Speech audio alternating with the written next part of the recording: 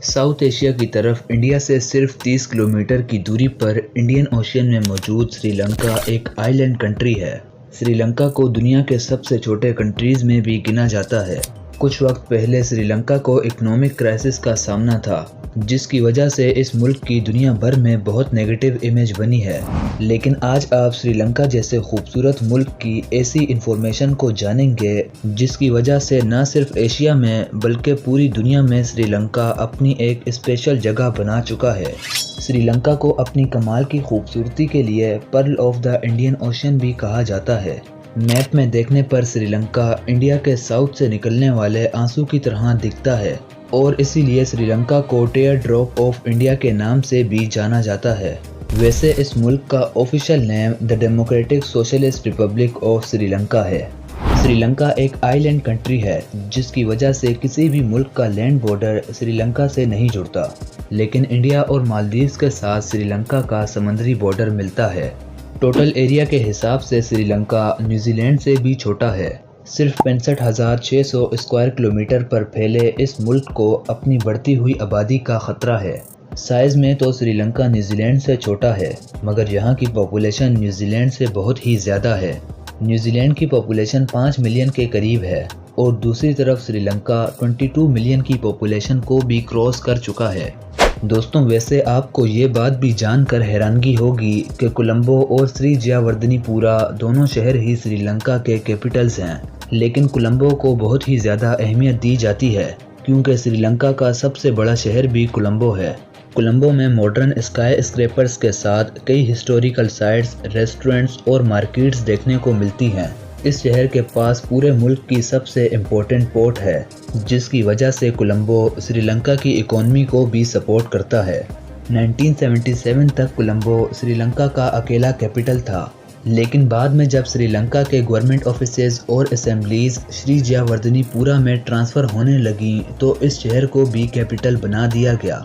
खैर, अब कोलंबो से तो कैपिटल होने का टाइटल छीना नहीं जा सकता था, क्योंकि श्रीलंका को चलाने वाली कई बड़ी इंडस्ट्रीज इसी शहर में मौजूद हैं। फिर इसीलिए कोलंबो को श्रीलंका का कमर्शियल कैपिटल डिक्लेयर कर दिया गया। श्रीलंका की तकरीबन 30% ज़मीन पर जंगल फैले हुए हैं। जंगलों की खूबसूरती के अलावा चारों तरफ से समंदर के साथ जुड़े होने की वजह से श्रीलंका में शानदार बीचेस भी पाए जाते हैं, जहां पर कई मुख्तलिफ वाटर स्पोर्ट्स एक्टिविटीज़ को काफ़ी इंजॉय किया जाता है। नेचर की खूबसूरती के होने से यहाँ की वाइल्ड लाइफ भी सरप्राइजिंग है। कई यूनिक एनिमल स्पीशीज़ के अलावा श्रीलंका में हाथी भी बहुत ज़्यादा मौजूद हैं। यहाँ के हाथी भी कोई आम हाथी नहीं है, बल्कि पूरे एशिया में श्रीलंका के ही हाथियों को सबसे वजनी माना जाता है। श्रीलंका के कल्चर में भी एलिफेंट्स का एक इम्पोर्टेंट रोल है। श्रीलंकन्स के फेस्टिवल्स और यहाँ तक के रिलीजियस सेरेमनीज में भी एलिफेंट्स को सजाया गया होता है। श्रीलंका में ज़्यादातर लोग एग्रीकल्चर सेक्टर से जुड़े हुए हैं। मुल्क की 40% ज़मीन पर तरह तरह की फसलें उगाई जाती हैं। श्रीलंका दुनिया में सबसे ज़्यादा चाय उगाने वाले कंट्रीज़ में टॉप रैंक्स पर देखा जाता है। चाय को यहाँ पहाड़ी इलाकों और ढलानों पर इसीलिए उगाया जाता है कि फसल को ज़रूरत से ज़्यादा पानी ना हासिल हो सके। धुंधले मौसम के साथ पहाड़ों पर लगे हुए चाय के पौधे ग्रीनरी के खूबसूरत नज़ारे पेश करते हैं। श्रीलंका की चाय को क्वालिटी के हिसाब से इसीलिए पसंद किया जाता है क्योंकि चाय के पत्तों को हाथ की मदद से तोड़ा जाता है, ताकि सिर्फ साफ़ और बेहतरीन पत्तों को ही चाय बनाने के लिए चुना जा सके।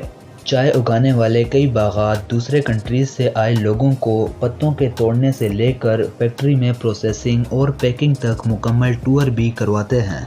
चाय के अलावा राइस, कोकोनट और पाइनएप्पल को भी बड़ी क्वांटिटी में उगाया जाता है। यहाँ के लोग राइस को ही सबसे ज़्यादा खाना पसंद करते हैं। श्रीलंका अपने मसालों के लिए भी बहुत मशहूर है और याद रहे कि यही वो मसाले हैं जिनकी वजह से श्रीलंका को ब्रिटिशर्स ने भी अपने कब्ज़े में लिया था। मुख्तलिफ तरह के मसाले श्रीलंका में तैयार किए जाते हैं, जो कि फिर पूरी दुनिया के खानों को एक अलग ही फ्लेवर से निखारते हैं। श्रीलंका के सब मसालों में दारचीनी की पैदावार टॉप रैंक पर है। बहुत से कंट्रीज़ के खानों में इस्तेमाल की जाने वाली दारचीनी को श्रीलंका से ही इंपोर्ट करवाया जाता है। ओवरऑल श्रीलंका की इकोनॉमी को यहाँ के मजबूत एग्रीकल्चर सिस्टम ने संभाला हुआ है। अपनी प्रोडक्शन को बेहतर से और बेहतर बनाकर श्रीलंका ग्लोबल मार्केट से मिलियंस ऑफ डॉलर्स का इजाफा अपनी जीडीपी में करता है। जैसा कि आप जान चुके हैं कि श्रीलंका को चारों तरफ से समंदर ने समेटा हुआ है, जिसकी वजह से यहाँ के लोग फिशिंग इंडस्ट्री से भी जुड़े हुए हैं। आज भी लोग यहाँ अपने पुराने अंदाज से फिशिंग करते हैं और फिशिंग के इस अनोखे तरीके को दुनिया स्टिल्ट फिशिंग के नाम से जानती है। श्रीलंका की हरी भरी ज़मीन अपने नीचे दुनिया के कई महंगे और खूबसूरत जेम्स भी दबाए बैठी है। इन कीमती चमकते पत्थरों से माला माल होने की वजह से श्रीलंका काफ़ी फ़ायदा उठा रहा है। ये जेम्स हैं ही इतने कमाल के कि वर्ल्ड वाइड इनकी डिमांड बहुत तेज़ी से बढ़ रही है।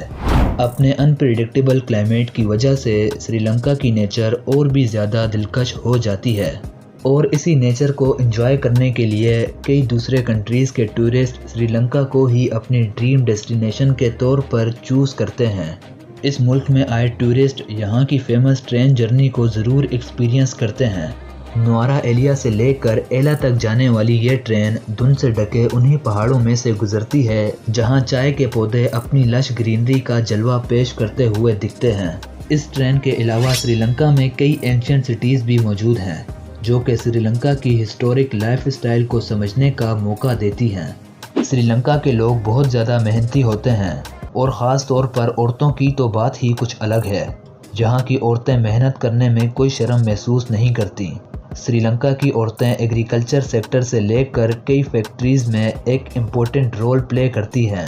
और आपके लिए ये जानना भी ज़रूरी है कि दुनिया की सबसे पहली लेडी प्राइम मिनिस्टर भी एक श्रीलंकन ही थी।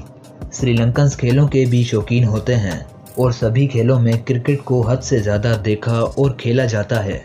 श्रीलंका की क्रिकेट टीम में दुनिया के कई टैलेंटेड प्लेयर्स गुजरे हैं जो कि आज भी बहुत से लोगों की इंस्पिरेशन हैं।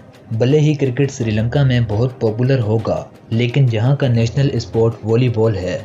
वॉलीबॉल के अलावा स्विमिंग और रग्बी में भी श्रीलंका ने बेस्ट एथलीट्स तैयार किए हैं। तो दोस्तों, ये थी हमारी आज की श्रीलंका के रिलेटेड इन्फॉर्मेटिव वीडियो जो यकीनन आपको पसंद आई होगी। और ऐसे ही डॉक्यूमेंट्रीज़ और इन्फॉर्मेटिव वीडियोस को देखने के लिए हमारे यूट्यूब चैनल AUinfo को सब्सक्राइब करके बेल आइकन को प्रेस करना मत भूलें। तो हम मिलते हैं किसी और मज़ेदार टॉपिक के साथ। अल्लाह हाफ़िज़।